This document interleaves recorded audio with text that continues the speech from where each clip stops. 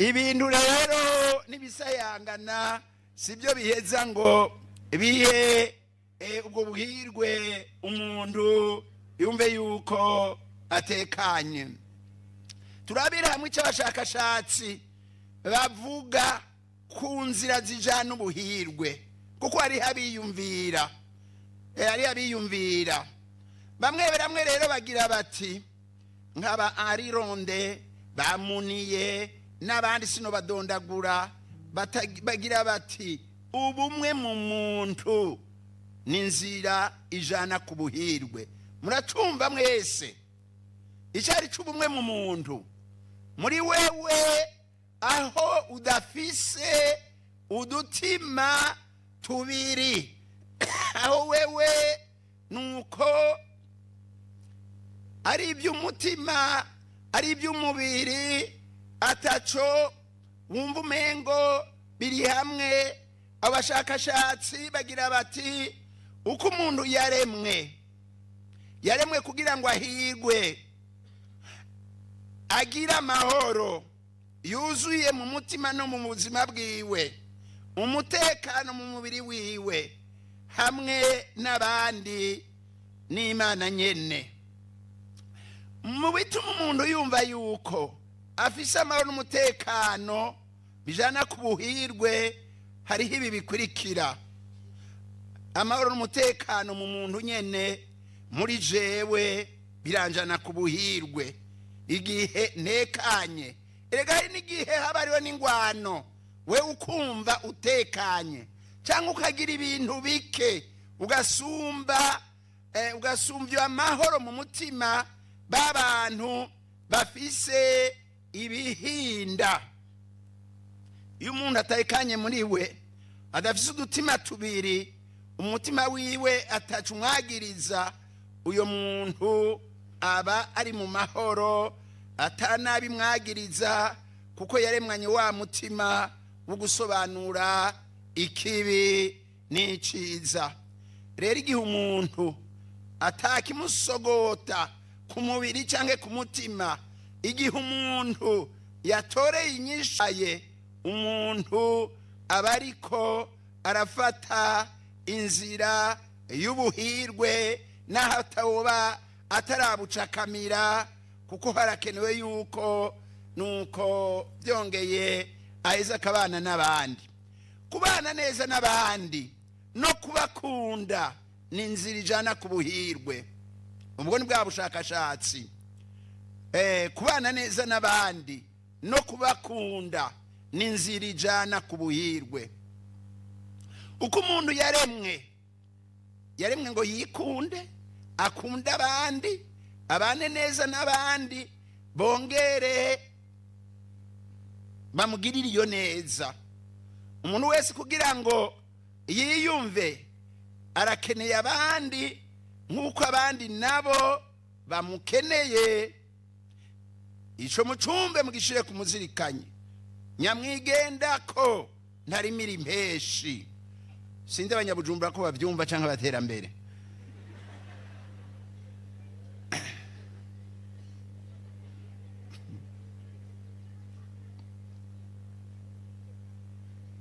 Igihe rero umuntu habuze iyo ntumbero y'ukuba magiriranire, umuntu akitera nk'igifyera.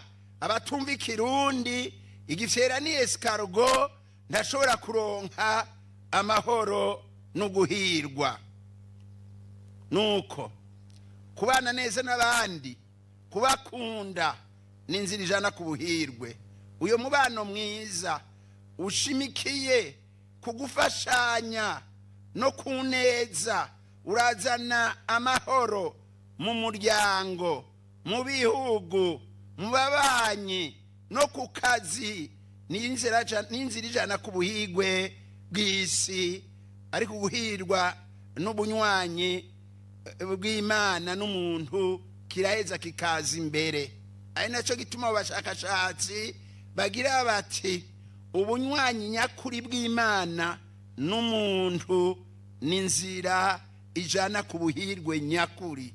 Ukunywana n'Imana niyo nzira ijana ku muhirwe nyakuri.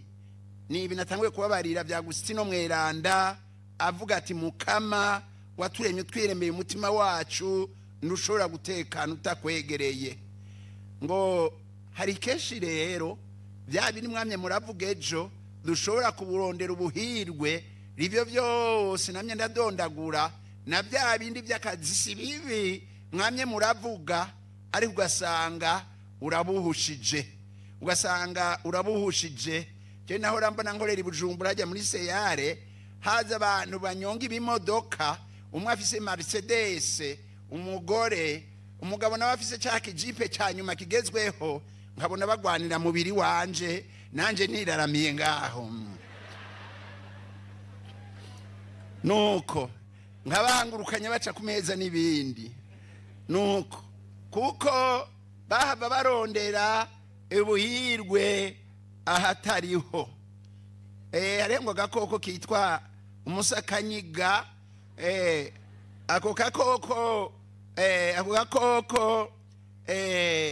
kifuje guhimbarwa n'ukwinovora agasu kako, parufe yako yava muriko.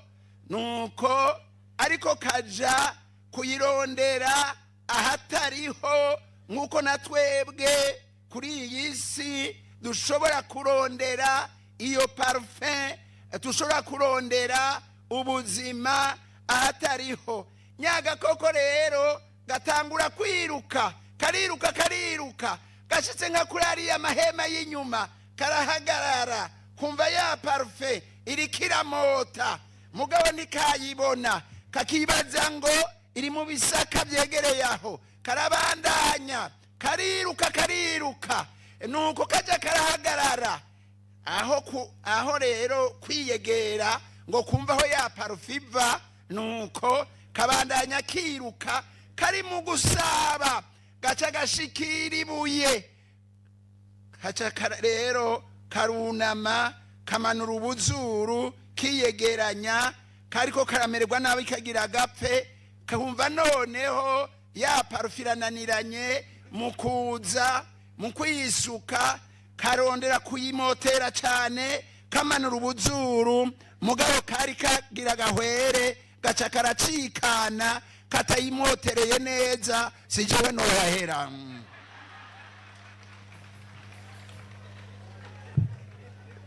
Nukuvuga rero turashobora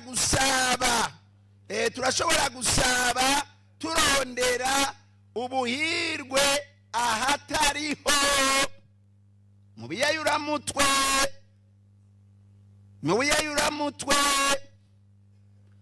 mu biryohera umubiri n'ibindi ntiriwe ndavuga murabizi. Nuko rero ubunywanyi nakuri n'Imana niho abavuga ko ari inzira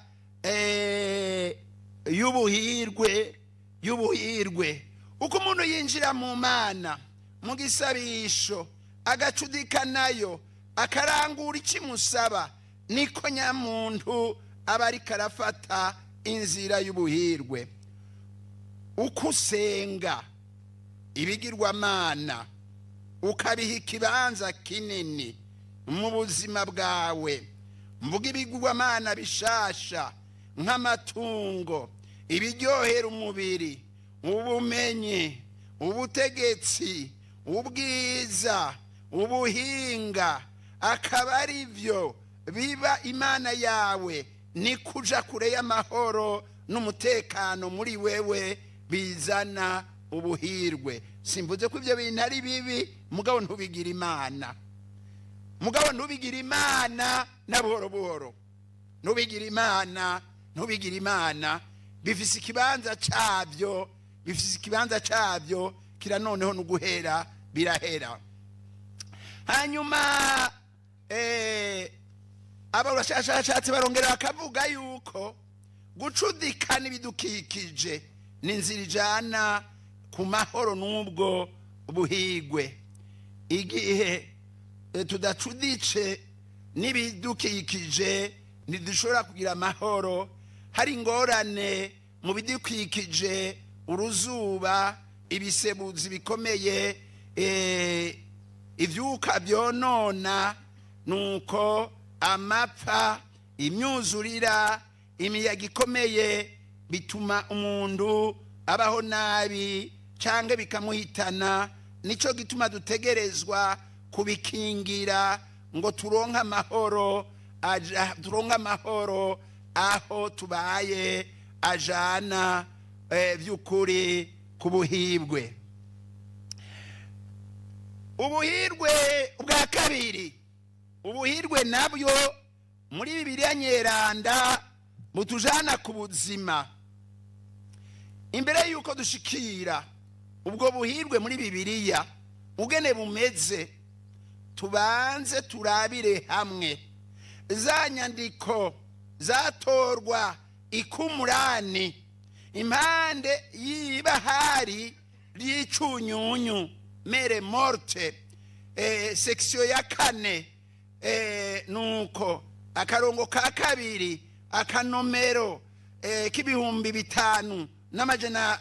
5,252 ukugene zivuga abahiriwe abaribo bijanye no guhezagirwa. Izo zari nyandiko zaba Izayi, usanga haniniya zidashimikira ku bintu na gato, mugabo zishimikira ku bijanye no kubaha Imana, kugendera ubutungane, kugendera umutima mwiza n'ubwitonzi. Izo nyandiko Yesu akaba yarazifashishije mu kuvuga iby'ubuhibwe na ya nyigisho yo ku gasozi n'ibindi. Aho ni muri Matayo 5 kuva korongo ka mbere, zikongera zikerekana uko abo mu bwuzure bwa mbere bari babayeho n'ukugene bibaza ubuhirwe.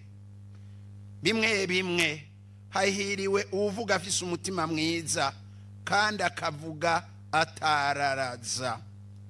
Hahezagiwe abatishimira igihagararo cabo kandi bataja mu nzira y'akarenganyo, Hahiriwe barondera Imana batari mu nabi kandi badafise umutima w'uruhendo. Hahiriwe abafise ubwitonzi kandi bakurikira inzira y'uhoraho. Hahiriwe abahamwa bahorwa ubutungane. Hahiriwe abaremesha amahoro. Hahiriwe abafise umutima w'ikigongwe. Aha naho mbangarutse nukuvuga kuri ya nyigisho yo ku gasozi. Ni murabe, mbega Yezu umwana w'Imana atakimusoba ni kuki atavuze ati murahiriwe mw'abantu mufise ibintu byinshi, mw'abatunzi mwe? Ni kuko atavuze ati murahiriwe mwabimeneke mwe? Murabyumvise? Ni kuki atavuze ati murahiriwe mw'abagore n'abakobwa beza beza? Ni kuko atavuze ati murahiriwe mwebwe mw'abategetsi? Nuko atavuze ati murahiriwe mwebwe mufise amagara meza? Mugabo yavuze ko abahiriwe ari abo bafise umutima mwiza, ari abo bafise umutima w'ikigongwe, ari abo bafise ubutungane, ari abo barondera ineza, ari abo baremesha amahoro. Ni bya bindi bigize Imana. Natwe tutegereye ibigize Imana ntidushobora gufata iyo nzira y'ubuhirwe na buhoro buhoro. Mu gitabo cy'ubwitonzi 14 kuva ku karongo ka 20 baratubwira yuko imivumo n'amagorwa ari ingwirikizi zo gusenga ibigirwamana no kutubaha amabwirizwa y'Imana. Ari ingwirikizi, ndetse kubigaruka ko hanyuma nta buhirwe n'amahoro bizana. Na rero muri ico gitabo batubwira bati vyongeye ukuzimira mu vyerekeye ukumenya Imana ntibyabahagije. Rwaruka, niyo mwazimira mu vyerekeye kumenya Imana ntibizobahaza. Bya bintu mwamye muravuga ejo ntibizobahaza na buhoro buhoro. Byongeye kuzimira mu vyerekeye kumenya Imana ntibyabahagije, ariko babaye mu ntambara ihambaye yuko utamenya ayo mabi bayita amahoro. Hariho amabakogwa mukayita amahoro, ngako bagira iminsi mikuru ikaze y'imigenzi yambaye idasanzwe, imigirwa y'ukwica, amabanga nyegeje, ubuzima n'ubugeni butagira gatosi, ntibabe bakibizigama. Arongera kati hose n'urudavagi, amaraso n'ubwicanyi, ubusuma n'ububeshi, ibore, ukutizigirwa, umugumuko, ubuhemu, ugufata ivyiza ukutariko, ukwibagira ineza, ugutosegaza imitima, uguhubanya ibitsina, ukutubahiriza amategeko mu bubatse, ubusambanyi n'ubuhumbu. Ibyo byose ntibyabatekanije, ntibyabahaye amahoro. Ngakugusenga ibigirwamana bitagira izina ni intango, inkomoko n'iherezo ry'inabi yose. Nta buhirwe biheza ngo bizane na buhoro buhoro. Dufatiye ku ndinganizo ndoramana, igihe umugirwa werekeza ku Mana udafatikanijwe n'ubutungane mu bavukanyi, abahanuzi bavuga ko atari Imana igumana n'abayo ihimbazwa muri iyo migenzo, ariko ari kigirwamana, ariko kigirwamana. Urabyumva rero, turashobora kunega mu isengero tugasenga, nuko tugasenga tugasubira tugasangirira ku rurimi tugahumiriza, ariko tukagenda kurenganya, tukagenda kwica, tukagenda tugakora iby'Imana idashaka. Ibyo ntibiheza ngo bihimbare Imana na buhoro buhoro. Ni hahandi bavuga muri Izayi no muri Yeremiya ati mbere niyo waya amaboko uyanshungurira ko uri kurasenga, ibyo bisabisho byawe ntibinjaho, nja mbindukira kuko utakoze ubutungane. Ubutungane rero buraheza bugatanga amahoro. Nico gituma kugira ubutungane niko kumenya Imana. Rwaruka rwacu nduzoshobora kuvuga ngo urazi Imana utarangura ubutungane, utarangura ubutungane. Ubuzi mwose muzogendamwo, imirimo yose muzoshingwa, mutaranguye ubutungane, ukavuga ishapure, ugasengera ku rurimi, bamwe ugasangirira kuri muhumirije. Urabyumvise? Utari kuragendera ubutungane, ibyo bisabisha uvuga Imana ntizoheza ngo ibyumve na buhoro buhoro. Na rero umuhanuzi Yeremiya muri 22 kuva akarongo ka 13 avuga ati aragowe uwubaka inzu yiwe adakurikije ubutungane, adakurikije ubutungane, akubaka ibyumba byo hejuru. Murabyumva? Etage akubaka ibyumba byo hejuru adakurikije ingingo, umubanyi wiwe agakora tampembo nta muhingero yiwe. So wawe ntiyarya ntiyanywa kandi agakurikiza ingingo zanje z'ubutungane. Uko siko kumenya jewe none, uko siko kumenya jewe none. Naho yari afise bike, naho yari afise bike, uko siko kumenya jewe Imana. Nuko bivuga rero yuko uwukurikiza ubutungane byose arahiriwe. Muri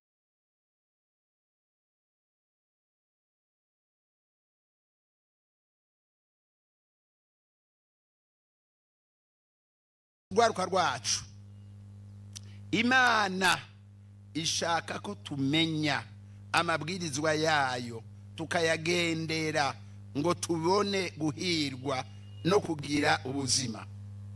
Rwaruka dukunda, kuva Imana ikire mu muntu, ukumenya iciza n'ikibi, si twebwe abantu tubyishingira, si twebwe abantu tubyishingira na buhoro buhoro.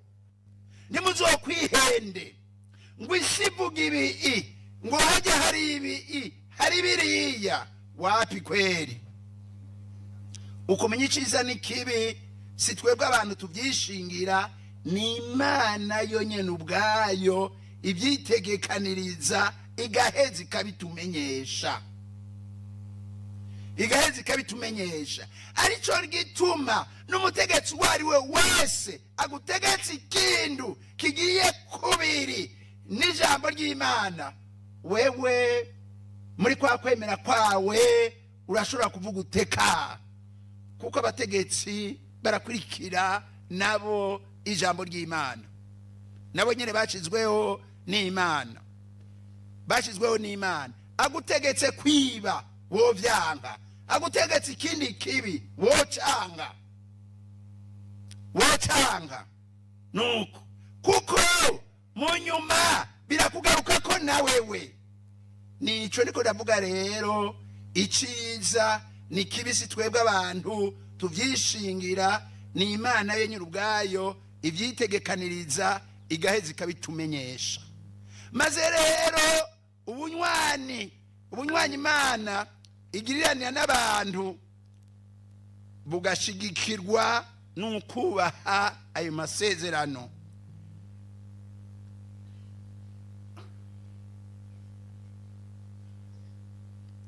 Ngemira mate.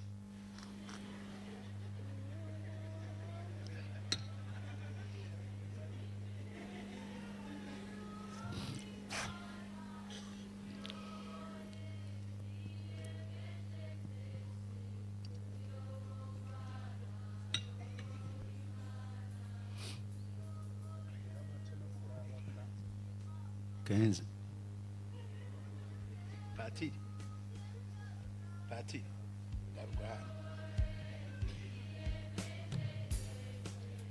Natanguye na karani wiki. Na karambe. Nsigaje peni.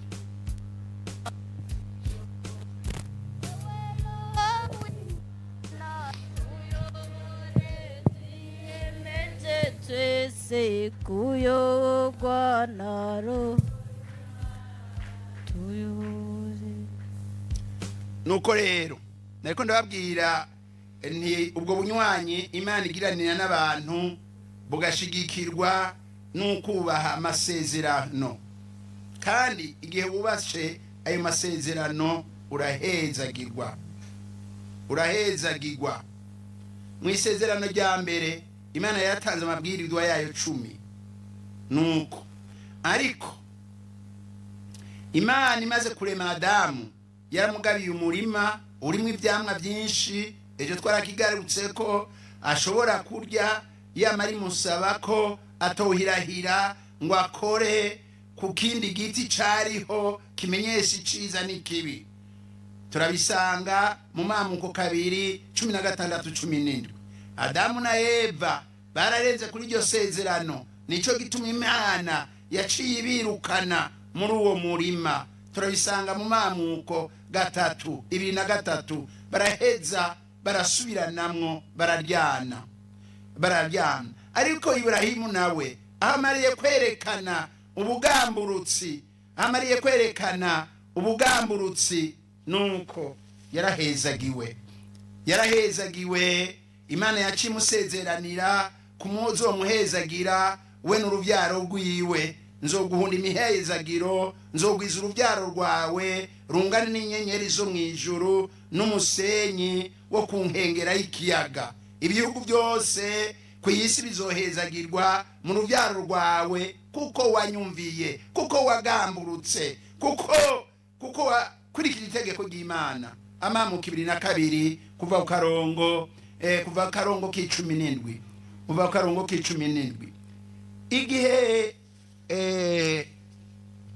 igihe mwagwaruka rwacu uciye ku mabwirizwa y'Imana mubimenye mubisubire bitebe bitebuke uraronka bitebe bitebuke uraheza ukagira ingorane canke ugaheza ukagira ububabare.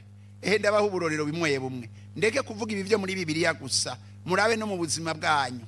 Nuko nk'ubu umwigeme aciye kwibwirizwa ry'Imana bamuhenda batamuhenda, nuko agaca kwibwirizwa ry'Imana, nuko iyo atwaye inda nta magorwa agira, nta magorwa agira.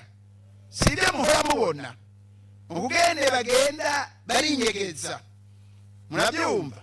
Ubuhungu butwaza inda abandi abigeme hirya no hino mu ntara zimwe zimwe, ubwo buhungu hari ibyo basigaye bavuga ngo barabwomeka. Nacumvise ubuvuba komeka, aca umukobwa aca amutwa agendiwa adafise nahamushira, hari n'igihe amushira mu nzu kwase, nuko iyo nziga cibamwe abagore babiri nibara ryo kumutemerera canke nuko agaheza. Hariho n'abaca mutwara mu ndaro hanyuma canke hariho n'abamushira munsi yabijya bigara bashiramwo bashirako ivyimburwa akaba umugore abo ngaho wumva igatari bara ryo kumutemere. Ayo se amagorwa.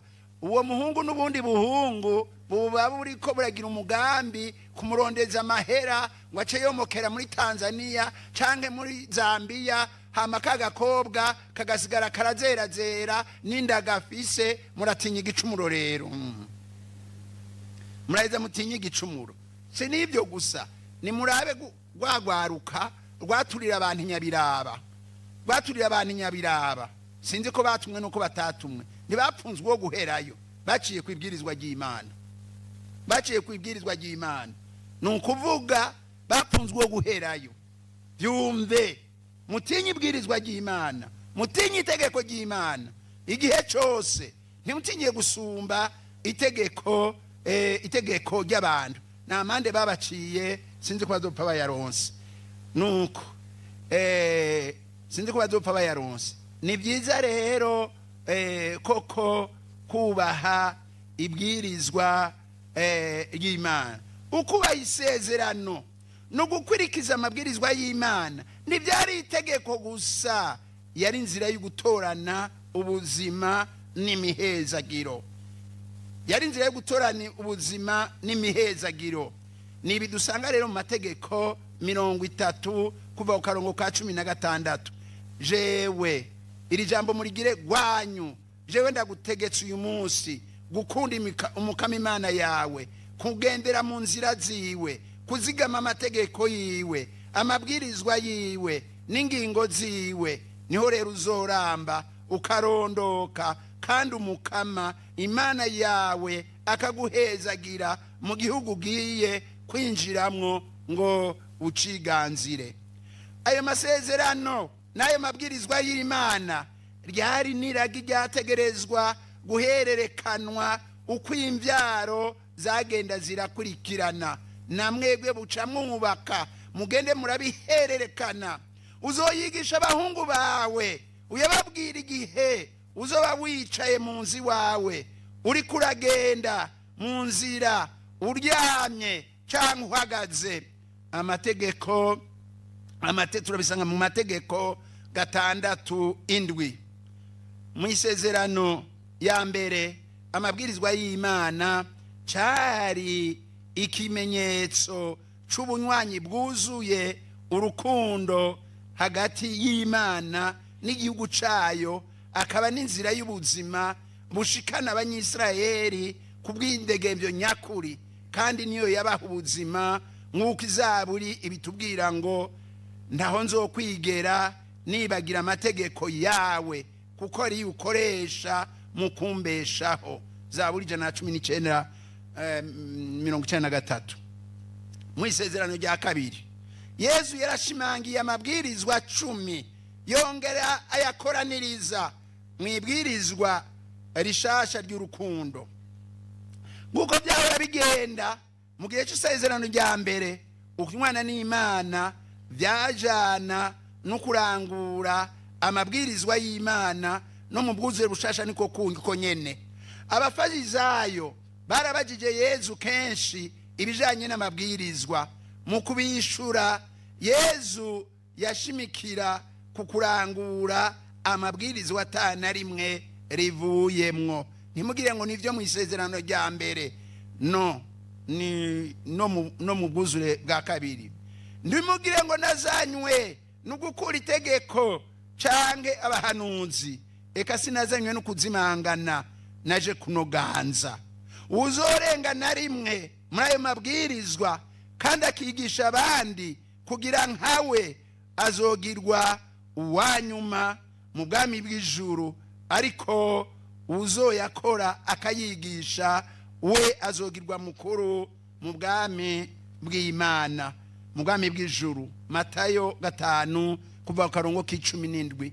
None ko twese turiko turarengana, ninde atagomba kugana ubwo bwami bw'ijuru? Je mpora mbarira abantu ntumviriza igisengero yuzuye, naho ndovuga isengero gusa, namwebwe ngaha amunganuko nabo bakiri bato bato mu myaka 100 mwese twese tuzoba twapfuye, nuko abazoba bakiriho naho muri iyo myaka 100 bazoba bariko baragorana banikira banura. Rero iyi si gwacu twese turiko turarengana, ari naco gituma dukwiye evy'ukuri guheza tukaraba ic'Imana ishaka ku muntu, ntidukoreshe ubwenge bwacu gusa n'iyi si irenganaho. Hariho n'ubundi yabagiye Yezu ico yokora kugira ngo atorane ubuzima budahera. Yezu yamwishuye ati, niwashaka kwinjira mu buzima kurikiza amabwirizwa.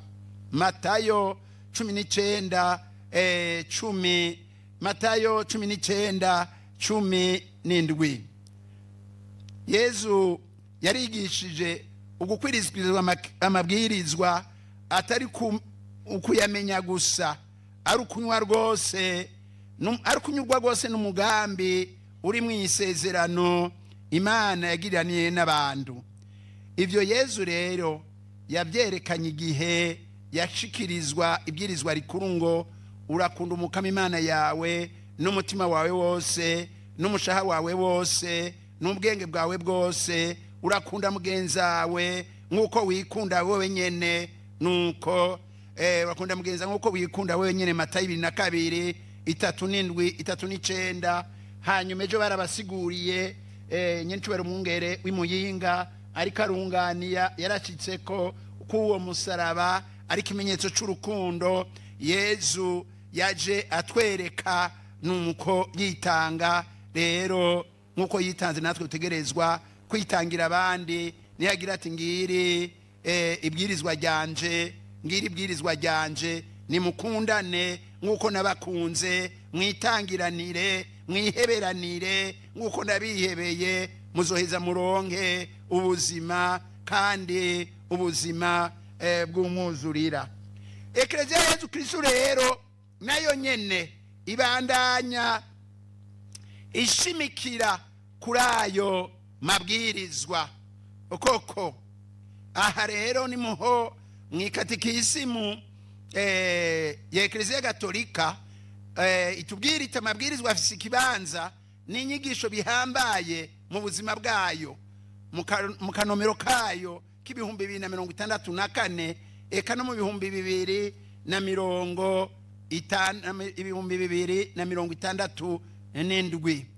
Tumenya amabwirizwa y'Imana tubishikirijwe n'iyo Mana iduhishurira, tukabishikirizwa na Eklezia benijwi rya gagatima mpanuzi. Niko Eklezia muri katekisimu iheza ikabivuga. Muti twokora iki kugira ngo dushobore kugendera mu nzira y'amabwirizwa y'Imana, tubone guhirwa no kugira ubuzima? Amabwirizwa y'Imana turasanga mu ijambo ryayo, kandi niryo riheza rikayaduhishurira. Ni muri some kandi kenshi hagusoma ubushegabo n'ubuhumbu buri muri WhatsApp. murizirikane rizobaha intumbero nziza izobafasha kuzigama ayo mabwirizwa y'Imana n'ubunywanyi bwamwe n'iyo Mana.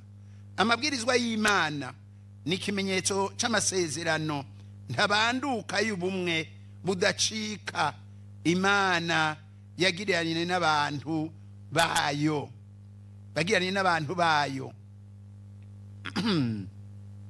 Namwe rero nimuyisunge mu kurondera ineza yubaka ikongera igakomeza ubuzima bwanyu. Umukama yadutegetse gukurikiza ayo mategeko iwe yose n'ukubaha umukama Imana yacu kugira ngo turanirwe iminsi yose kandi atuzigame. Turabisanga amategeko 6:24. Ndabasabye rero nshimitse mwirinde kujuragirika mu kwemera. Amabwirizwa y'Imana nababera agahivu gafundikanye ubucuti buri hagati yanyu n'Imana. Muheze mutegere neza kandi mwakire urukundo Imana ibafitiye. Sozere ngira nti rwaruka dukunda, sigaho gusuzugura amabwirizwa y'Imana. Sigaho gusuzugura amabwirizwa y'Imana. Nimugiraho muhagaze, mwigengesere, mwitse umutima, ntihabe mwirukira ibibazimiza bituma muroha ubuzima bwanyu mugata n'ukwemera. Nimurabe ko ivyo muriko murakwirikira bijanye n'ico Imana ishaka. Mbega jewe ico ndiko ndakwirikira kirajanye n'ico Imana ishaka? Umwe wese yibaze ico kibazo. Mbega ivyo ndiko ndakwirikira muri ubu buyabaga bwanje, muri ubu buzima bwanje, muri iki gihugu, mu kibano ahomba, birajanye n'ico Imana ishaka? Birajanye n'ico Imana ishaka? Umwe wese yibaza ico kibazo yiha inyishu aho muzoba muri hose. Birajanye n'ico Imana ishaka? Amabwirizwa y'Imana aba ariyo mwisunga kugira mucudike nayo ibafashe guha intumbero nziza ubuzima bwanyu. Erega niho muzoronka ubuzima n'ubuhirwe, niho muzoronka imigisha n'imihezagiro. Turabisanga mu mategeko 30:15. Nimukunde kumviriza inyigisho n'impanuro z'abigisha ijambo ry'Imana. Nimuzumvirize kandi muzikurikize, arizo zibamenyesha Imana y'ukuri n'ishaka ryayo. Niyo mwakurikira ivy'umubiri nk'uko Pawulo mweranda abivuga mu Bagalate 5 kuva karongo k'19 ahagira ati abishinga kamere y'umubiri ntibazogeza ikirenge mu bwami bw'Imana. Ntibazogeza ikirenge mu bwami bw'Imana na buhoro.